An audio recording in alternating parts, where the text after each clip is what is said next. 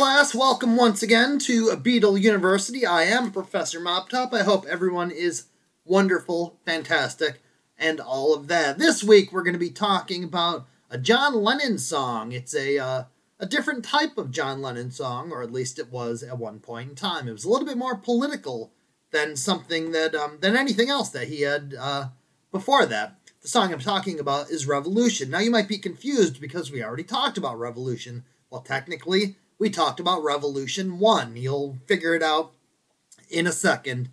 Brian Epstein never wanted the Beatles to be too political. He didn't want them to be anything but wonderful and easy. He didn't want any controversy at all for fear that they would wind up blacklisted and they wouldn't be as popular as they were. Well, sadly, after Brian Epstein died, the Beatles had a considerable amount of freedom, and they decided that they could be as political and as outspoken as they now choose, as they decided that they wanted to. Well, in India, John Lennon started writing about revolution. Now, while he was in India, John was in a very strange place in his life. He was upset about the fact that his marriage was ending, but he was also very rejuvenated by the fact that he had a little bit of rest, and he had recently met Yoko Ono, who, of course, would become a very, very big part in John Lennon's life. He wrote the song Revolution on an acoustic guitar, demoed it when he got back to England, and when he wasn't quite sure how he wanted to present it, and there was the specific part about "Don't you know that you could count me out," he also sings in.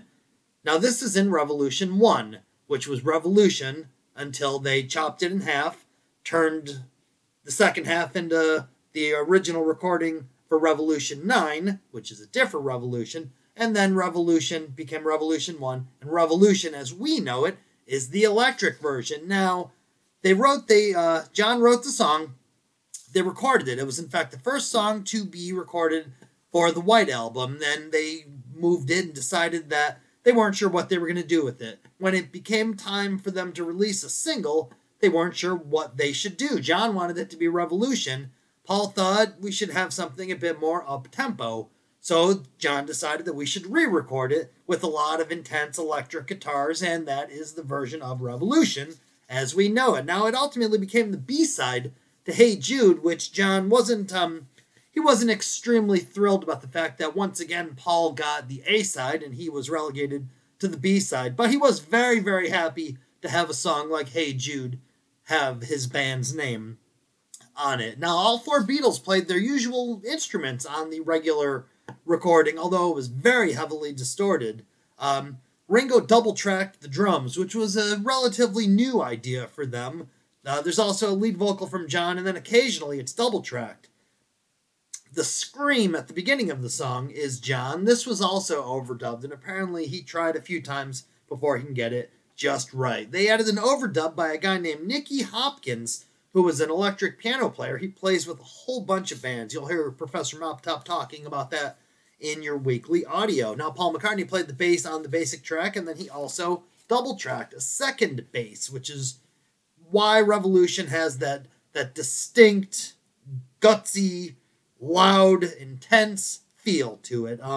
There was a promo film made for Revolution, as well as for Hey Jude. The electric version features a performance by the Beatles. They're miming along as they sing live. However, they're playing along to a pre-recorded track. Now, there's a couple of interesting parts about it, because in the electric film version, they do the out as well as the in. Don't you know that you could count me out? In was on Revolution 1, which was the album version of the song. However, on the B-side, electric version, he sings Don't You Know That You Could Count Me Out. In the promo film, it's electric, and he does the out and in. It's also, it has the shooby-doobies, or shooby-doo-ups. I'm not sure how you would write that out. The background vocals from Paul and George, and in the film version, Paul McCartney does the scream at the very beginning. It's very, very interesting because it's John Lennon, it's the Beatles, and it's 1968. This is White Album era.